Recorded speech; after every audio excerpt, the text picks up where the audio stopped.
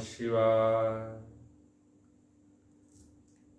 काशी की पवित्र धरा से मैं आचार्य वेंकटेश शर्मा शंख साधना के ज्ञान यात्रा में आपके साथ जुड़ने के लिए तैयार हूं। स्वस्थ मित्र बने और स्वस्थ मित्र बनाएं कि आज 9वें दिन की यात्रा में आप सबका फिर से स्वागत है। शंख असंख्य दुखों का निवारण, पुस्तक का जीवन के प्रति संदेश। पूर्व में हम लोगों ने प्राण ऊर्जा को समझने का कोशिश किया। हम लोगों ने शंख साधना से स्वर साधना और स्वर साधना से श्वास का संबंध को आगे रेखांकित करने जा रहे हैं। स्वर शास्त्र के अनुसार श्वास प्रवास के मार्ग को नाड़ी कहा जाता है।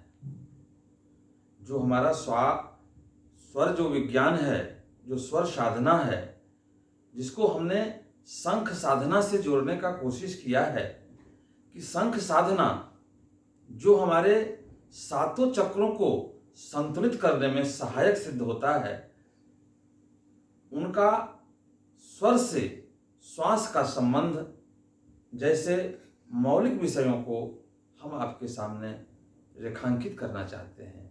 स्वर शास्त्र की जो कड़ी है उसको हम आगे बढ़ा रहे हैं। जो शिव पार्वती संवाद में शिव ने पार्वती को स्वर साधना की बात बताई, जो जनमानस के लिए सामान्य जीवन है।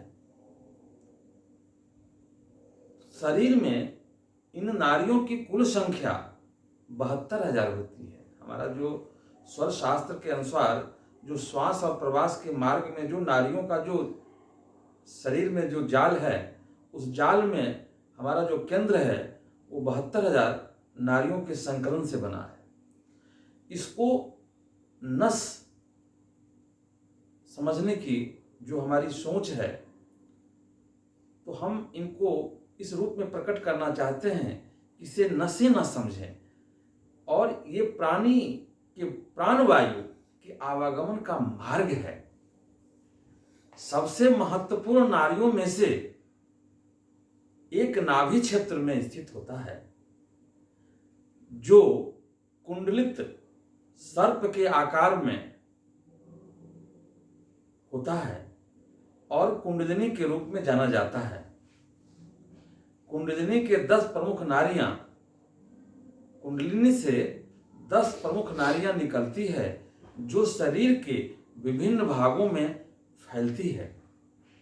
प्रमुख 10 नाड़ियों में से 3 सबसे महत्वपूर्ण नाड़ियां जो है वो ईरा, पिंगला और सुषुम्ना है। ईरा का संबंध चंद्र या चंद्र नाड़ी और बाएं नाक में ये स्थित होते हैं, जबकि पिंगला सूर्य नाड़ी यानी दाएं नाक में स्थित होते हैं। सुषुम्ना को वायु नाड़ी कहते हैं, जो दोनों नासिका के बीच में स्थित होती है। सूर्य और चंद्रमा धरती पर अपने विशिष्ट कार्यों का निर्वाह करते हैं। ठीक उसी तरह ईरा और पिंगला भी हमारे शरीर में अपने विशिष्ट कार्य का प्रवाह करते हैं। इन तीनों के अलावा मानव शरीर में 7 अन्य महत्वपूर्ण नाड़ियां होती है।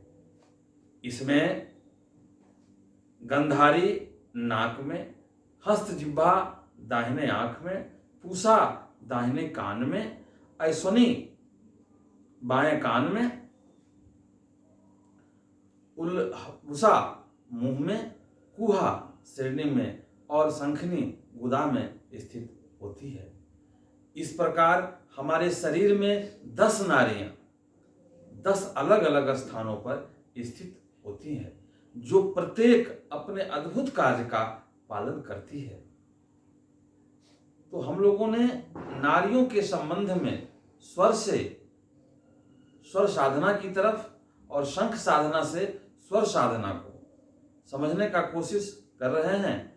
इस कड़ी को आगे बढ़ाने के लिए स्वस्थ मित्र बने और अपने मित्रों को भी स्वस्थ बनाएं। शंख साधना की इस कड़ी को आशा और विश्वास के साथ आगे बढ़ाएं। ओम नमो नारायण।